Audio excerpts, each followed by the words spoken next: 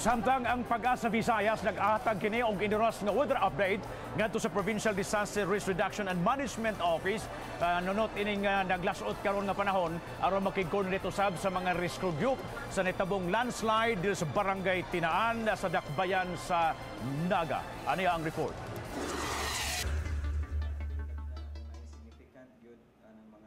Suma ni Engineer Romeo Aguirre, weather specialist sa PAGASA, nga mi-request kanila ang Provincial Disaster Risk Reduction and Management Office sa early weather update. Mahinungdanon kini alang sa mga rescuers nga nangita karon sa mga natabunan sa nahugnong bukid sa Tinaan, Naga City.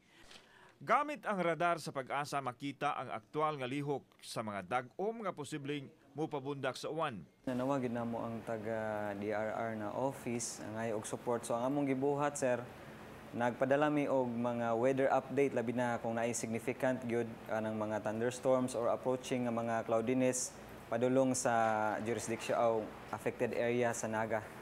Sa radar sa PAGASA, makita ang mga cloud formation nga dunay color yellow ug pula nga nagpasabot og ulan.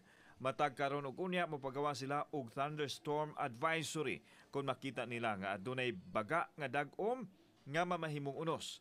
Gipasabot hinuon sa weather specialist nga ang mamonitor sa radar nga cloud formation posibleng mausab o mahilis apan dili gihapon ang ayan nga mukumpiyansa. Nasayran nga sa wa pa mahitabo ang landslide sa Naga, naka-issue na og thunderstorm and rainfall warning ang PAGASA Visayas. Atong nakita nga although minus ang atong mga pag-ulan niya dunay adlaw.